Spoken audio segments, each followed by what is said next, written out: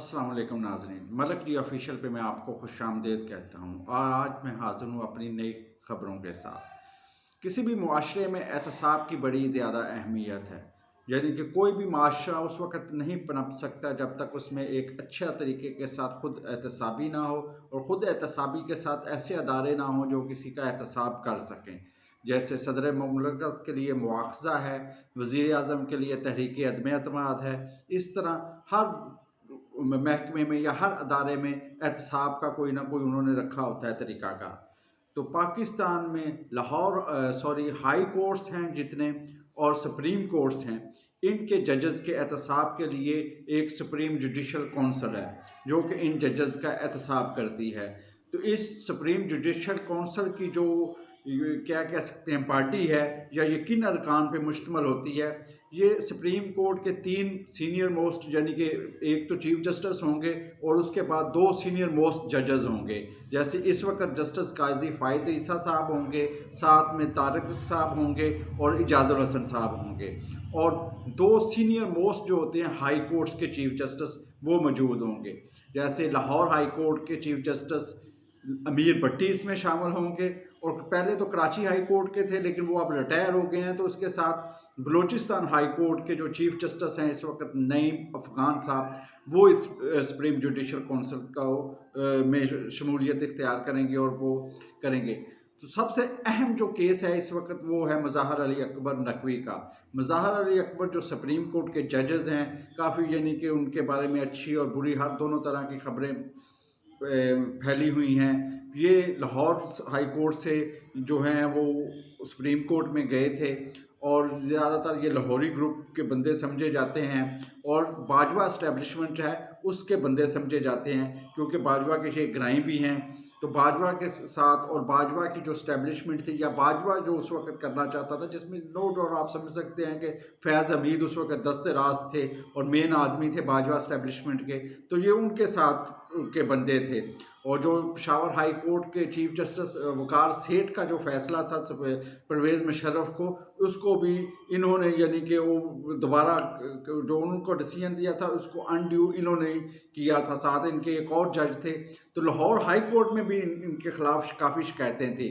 तो अब ये जो है देखेंगे क्या होता है, क्योंकि लाहौर हाई कोर्ट की जो शिकायतें थी वो तो इसलिए ना हो सकी क्योंकि वो लाहौरी ग्रुप जो है अपने आप को मजबूत रखना चाहता था। वो चाहते थे कि ये हमारे साथ ही नहीं और हमारे बंदे हैं। तो अब ये आ गई है सुप्रीम कोर्ट में, और सुप्रीम कोर्ट में भी इनके ख़िलाफ़ काफ़ी यानी कि अब रेफरेंस दायर हो गया है। इफ्तिखार चौधरी और जस्टिस फ़ाइज़ ईसा के ख़िलाफ़ जो रेफरेंस दायर हुए थे ना, वो तो हुकूमत की तरफ से दायर हुए थे, लेकिन इसमें कोई हुकूमत का इतना अमल दखल हमें नज़र नहीं आ रहा कि ये इनका जो रेफरेंस है ये बार काउंसिल्स जो हैं उन्हीं की तरफ से है और वकला की तरफ से ही है। तो देखें, कल इंतहाई अहम दिन है और कल 27 अक्टूबर को जुम्मे वाले दिन 11:30 बजे इसका इजलास होगा। तो ये नहीं है कि ये सिर्फ जस्टिस मुज़ाहर अली अकबर नकवी के लिए ये इजलास हो रहा है, इसमें यानी कि और भी 12 के करीब जजेस ऐसे हैं जिनके ख़िलाफ़ शिकायत हैं। तो ये जो हैं, लेकिन सबसे इम्पोर्टेंट यही है, तो मीडिया में या गपशप में या सियासी कार्नर्स में यही डिस्कस हो रहा है, लेकिन 12-13 जजेस और भी इसमें हैं जिनके ख़िलाफ़ शिकायत हैं। अब देखें इसके बारे में क्या फ़ैसला होता है। तो यानी कि आप कह सकते हैं कि ये भी एक अदलिया का एक इम्तिहान ही है कि ये अपने जो फेलोज़ हैं उनका ये किस तरह एहतसाब करते हैं, उनके बारे में ये क्या करते हैं। क्योंकि दूसरों के बारे में उंगलियां उठाना या दूसरों के एहतसाब की बात करना या दूसरों के बारे पे तनकीद करना तो बड़ा आसान है, लेकिन आप में ये जब आप अपने अंदर देखते हैं तो फिर आपको पता चलेगा कि आप किस तरह का अपने साथियों का एहतसाब करते हैं। तो जो मैंने पहले कहा था सुप्रीम जुडिशल काउंसिल की जो कंपोजिशन है ना, उससे तो मुझे तो यही नज़र आ रहा है कि ये 3-2 का फैसला होगा, क्योंकि जस्टिस इजाज़ुल हसन और जस्टिस अमीरुल भट्टी ये दोनों लाहौरी ग्रुप के साथ अलग रखते हैं। जस्टिस तारिक मसूद और जस्टिस काजी फ़ाइज़ ईसा, और बलूचिस्तान के जो चीफ जस्टिस हैं वो भी मेरे ख्याल में काजी फ़ाइज़ ईसा के साथ ही जाएंगे, क्योंकि वो भी फ़ाइज़ ईसा के साथ वो बलूचिस्तान में काम करते रहे। ये हमारी प्रोडिक्शन, ये पता नहीं क्यों क्या भी हो, वो खिलाफ भी हो सकता है, कोई और भी फैसला आ सकता है, लेकिन देखते हैं। یہ بارے میں بڑی افواہیں تھیں کہ شاید یہ استعفیٰ دے دیں، لیکن انہوں نے استعفیٰ نہیں دیا، انہوں نے کہا میں مقابلہ کروں گا۔ تو اب دیکھتے ہیں مظاہر علی اکبر نقوی صاحب کیسا مقابلہ کرتے ہیں۔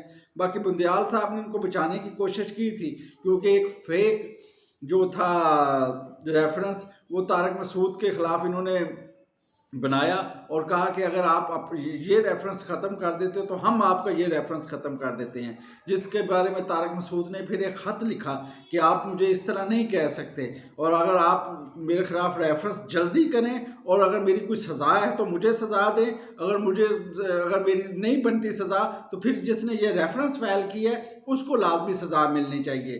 تو یہ بڑی ان کی دلیرانہ بات تھی، اور انہوں نے باقاعدہ خط لکھا اور دنیا کو آشکار کیا کہ جس طرح جسٹس عطا بندیال صاحب یعنی کہ نیچے سے یہ کام ٹھیک کرنا چاہتے تھے تو وہ انہوں نے نہیں ہونے دیا، اور بڑا یعنی کہ بولڈ سٹیپ تھا۔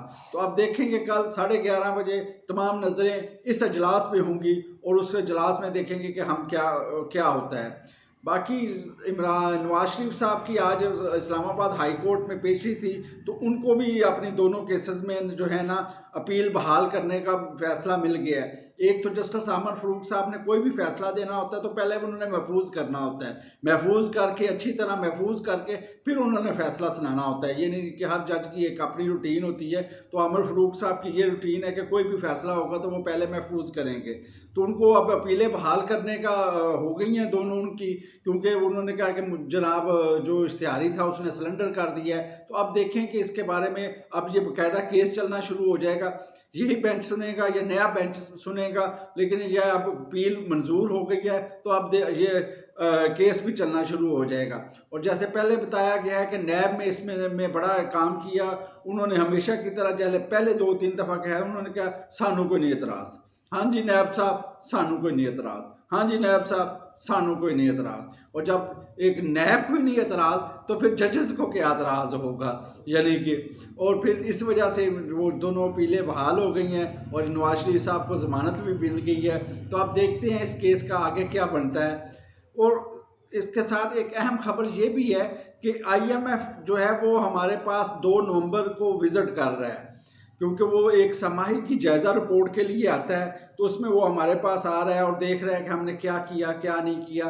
گورنر اسٹیٹ بینک جو جمیل اختر صاحب ہیں وہ تو بڑے پورا اعتماد ہے کہ جو ہے IMF نے جو ہمیں اہداف دیے تھے، جو ہمیں ٹارگٹ دیے تھے، وہ ہم نے اس سے بڑا اچھا کر لیا ہے۔ تو اب دیکھتے ہیں کہ IMF آئے گا تو وہ ان سے سیٹسفائی بھی ہوتا ہے کہ نہیں، کیونکہ اس نے $71 کروڑ ہمیں دینا ہے، تو وہ اگر مطمئن ہوگا تو وہ تب ہی دے گا۔ پہلے تو یہی تھا کہ وہ ایک دفعہ اس حکومت کو دیا تھا، اب نگران حکومت کو دے گا، اور اگلی دفعہ وہ کوشش کرے گا کہ جو نئی حکومت آئے گی ہم اس کو دیں، کیونکہ وہ یہ بھی چاہتے تھے کہ ساتھ ساتھ پاکستان میں جمہوریت بھی ہو، کیونکہ ان پہ بڑا پریشر ڈالا گیا تھا غیر ملکی امریکہ کی طرف سے کہ پاکستان میں جلد الیکشن ہونے چاہیے، امریکہ کے سینیٹرز نے بھی الیکشن ڈالا تھا۔ تو اس میں جب دیکھتے ہیں نا تو اس میں جو ایک جائزہ رپورٹ ہے، سب سے زیادہ جو اس میں ہے کہ یہ سب سے زیادہ انہوں نے پیٹرولیم لیویز میں جو پیسے کمائے ہیں، یعنی کہ جو ٹیکس کلیکشن کی ہے۔ پاکستان میں ڈائریکٹ ٹیکس تو کم ہی ہوتا ہے، تو اسی طرح کے ٹیکس لگا کے انہوں نے ٹیکس پورا کرنا ہوتا ہے۔ تو تقریباً پچھلی سمائی میں انہوں نے صرف 48 ارب لیا تھا، جو پچھلے سال اس کے دوران یعنی کہ اگست اور ستمبر کے درمیان، لیکن اس سال انہوں نے 222 ارب روپیہ پیٹرولیم لیوی کی شکل میں اکٹھا کیا ہے۔ یعنی کہ ابھی آپ دیکھ سکتے ہیں یہ ایک ٹیکس ہی ہے کہ حکومت چلانے کے اخراجات ہی ہیں، اگر یہ لیوی کم کر دی جائے، اگر ہماری امپورٹس جو ہے کم ہوں، ایکسپورٹ زیادہ ہو، کوئی زرعی مبادلہ ہمارا آ رہا، تو پیٹرولیم لیوی ہمیں کم رکھنی پڑے گی، تو پیٹرولیم لیوی کم ہوگی تو پیٹرول بھی سستا ہو جائے گا۔ تو اس طرح جو کہتے ہیں نا کہ عالمی منڈیوں کی وجہ سے پیٹرول مہنگا ہو گیا، اس کی وجہ سے پیٹرول مہنگا ہو گیا، تو اس میں یہ ہمارے ٹیکسز بھی ہیں، یعنی کہ ایک تو ہے نا تو عالمی مارکیٹ میں پیٹرول مہنگا ہو گیا، لیکن ایک سماہی میں آپ 222 ارب روپیہ اکٹھا کر رہے ہیں، تو اس کا مطلب یہ ہے کہ ہمارے ٹیکسز بھی اس پہ لگے ہوئے ہیں، اور ٹیکسز کی وجہ سے بھی یہ پیٹرول مہنگا ہے، صرف عالمی مارکیٹ کی وجہ سے یہ نہیں مہنگا ہے۔ تو باقی ترقیاتی یہ جو اہداف انہوں نے حاصل کیے تھے، یہ کچھ سبسڈیز کچھ شعبوں میں دی جاتی تھی، ان کو انہوں نے ختم کر دیا ہے، اور پھر انہوں نے کیا کیا ہے کہ ترقیاتی فنڈ پہ جو ہے نا وہ کٹ لگایا ہے، اور ان کی وجہ سے ان کے اخراجات کم ہوئے ہیں۔ باقی جو صوبے ہیں نا وہ تھوڑی سی مشکل میں ہے. یہ وفاق نے کیا ہے. پنجاب حکومت میں بھی جو سب سے زیادہ ریڈ لائن ہے وہ پنجاب حکومت پہ ہے کہ پنجاب حکومت کو کے پاس وہ مینڈیٹ ہی نہیں ہے کہ اتنے بڑے ترقیاتی فنڈ کو استعمال کرنے کا، لیکن وہ دڑا دڑ خرچ کر رہے ہیں اور انہوں نے بہت زیادہ پیسے خرچ کر دیے ہیں. جن کو ان کو الاٹ تھے یا جتنی ان کی آمدنی تھی اس سے زیادہ انہوں نے پیسے خرچ کر دیے ہیں. باقی سندھ کا بھی کچھ حالات ٹھیک ہی ہیں، بلوچستان کے بھی حالات ٹھیک ہیں، لیکن کے پی کے اور پنجاب کے حالات خراب ہیں. کے پی کے نے بھی اپنے جو مقررہ بجٹ تھا اس سے زیادہ خرچ کیا ہے. کے پی کے والے تو یہ سوچ رہے تھے جو ہم نے تو 35% تنخواہیں بڑھائی ہیں ان کو کم کر دیں یا ان کو ختم کر دیں یا 25% پہ کر دیں، لیکن جو آج ابھی تازہ ترین رپورٹ آئی ہے میرے پاس اس میں انہوں نے یہ تو نہیں کیا، لیکن باقی کافی انہوں نے اپنے اخراجات کو کنٹرول کرنے کی کوشش کی ہے اور ساری چیزیں انہوں نے ختم کر دی ہیں. اور ان تنخواہوں کو بھی انہوں نے نا جو وفاق سے ان کو حصہ ملنا ہے اس پہ انہوں نے چھوڑا ہوا ہے کہ وہ ہمیں حصہ ملے گا تو پھر ہم اپنے ملازمین کو دیں گے. باقی انہوں کے جو آج کا میں پڑھ رہا تھا انہوں نے وہ جو ان کی میٹرو سروس ہے اس کے لیے بھی انہوں نے پیسے رکھے ہوئے ہیں، صحت کارڈ کے لیے بھی پیسے رکھے ہوئے ہیں، لیکن کے پی کے بھی اس وقت بحران میں ہی ہے جو اس وقت ہمیں نظر آ رہا ہے. تو اس کے ساتھ ہمیں یعنی کہ 4.2 ارب ڈالر جو ہے یہ ہمیں دکھانے تھے آئی ایم ایف کو، تو یہ انہوں نے اس کا فیصلہ کر لیا، بندوبست کر لی ہے. تو دیکھیں اب آئی ایم ایف والے آتے ہیں، کاش میری سوچ یہ بھی ہے کاش آئی ایم ایف والے آتے اور کہتے کہ بھائی تسی کرو اپنی سیشن ختم کرو، جڑے تسی بہت زیادہ سیشن دین رہے ہو انہوں نے مکاؤ. لیکن آئی ایم ایف کی بھی سمجھ نہیں آتی، اسے بجلی پٹرول ہی نظر آتا ہے. وہ کبھی نہیں کہتے کہ بھائی ان کی تنخواہیں کم کرو، ان کی مراد کم کرو، ان کی مفت بجلی بند کرو. جب سبسڈی نہیں دے سکتے تو مفت بجلی کیسے دے رہے ہیں آپ؟ ان کا مفت پٹرول بند کرو، ان کی مفت کھانا پینا بند کرو اور ان کا جناب جو للے تللے ہیں وہ بند کرو. لیکن آئی ایم ایف بھی غریب کی طرف دیکھتا ہے، ایسے باتوں پہ آئی ایم ایف بھی کچھ نہیں کہتا. تو اس کے ساتھ آخری خبر جو تھی کہ آج وہ یعنی کہ پی ٹی آئی اور مولانا فضل الرحمان صاحب کی ملاقات بھی ہوئی. تو یہ ویسے تو ایک یعنی کہ فوتگی کی ملاقات تھی، لیکن جب دو سیاستدان، دو کرکٹر یا دو لوگ ملیں گے تو وہ اپنے متعلقہ موضوع پہ ہی بات کریں گے. تو بڑی یعنی کہ اسد قیصر اور علی محمد خان جب مولانا فضل الرحمان سے ملے ہیں تو ادھر کچھ باتیں بھی ہوئی ہوں گی. تو اب دیکھتے ہیں کہ ان باتوں سے کیا نکلتا ہے. یہاں ابھی ہمیں پاس رپورٹ تو نہیں آئی، تو دیکھتے ہیں اس باتوں سے کیا نکلتا ہے. تو چینل کو دیکھتے رہیے گا. بہت شکریہ. السلام علیکم.